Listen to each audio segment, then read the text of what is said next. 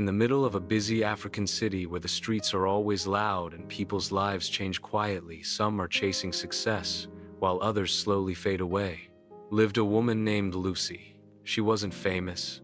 She wasn't rich. She was just one of millions, working hard, surviving, sacrificing. The difference? She gave everything she had.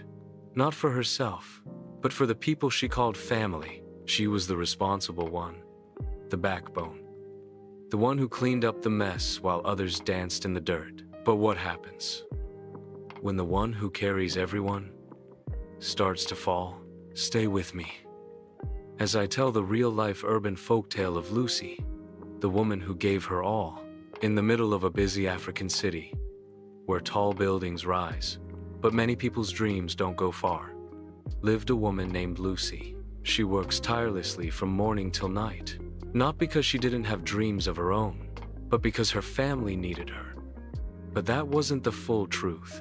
Lucy was the firstborn, the one who held the weight of the household on her shoulders. Her father had passed years ago, a good, hard-working man, the kind of father who instilled values. Since then, everything fell on Lucy. Her mother was sick and could no longer work, and her 3 siblings, they had chosen a different path. Her brother, John, turned city life into a playground. He had no job, no ambition, just vibes and girlfriends who funded his lifestyle. Her sisters, Ngozi and Amanda, were deep into soft life, wearing makeup, posting selfies, and hopping from party to party. One had a tailoring opportunity, but fought her way out of it. And Lucy?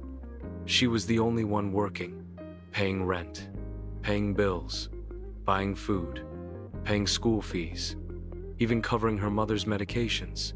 Lucy coming home tired, dropping groceries, only to find Amanda seated in the living room, doing nothing, just watching TV and eating snacks.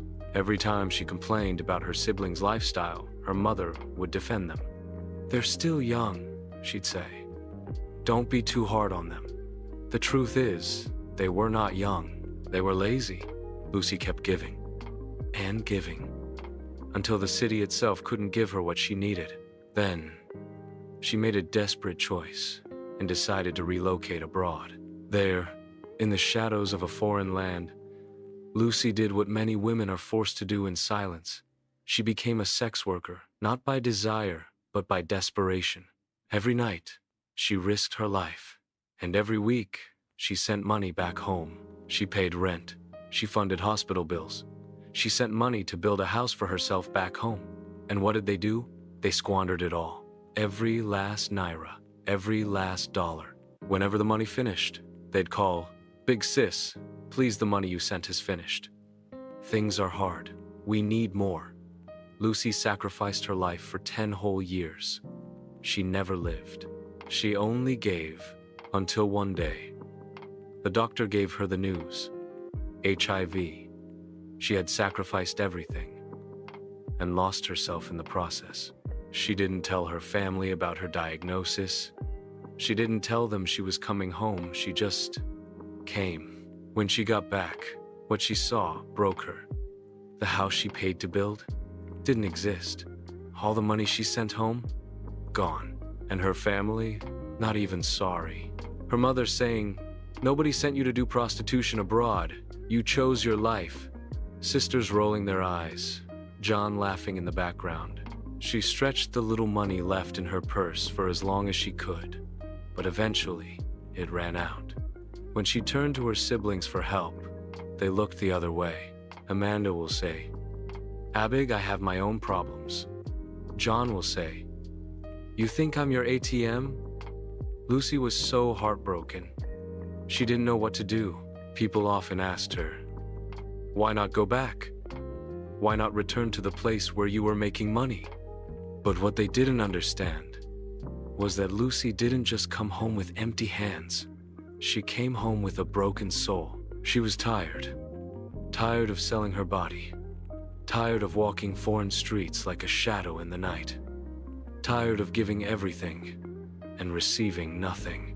And after what her family did, there was nothing left to fight for. No home to build, no love to return to. To Lucy, going back would have meant dying slower, but colder.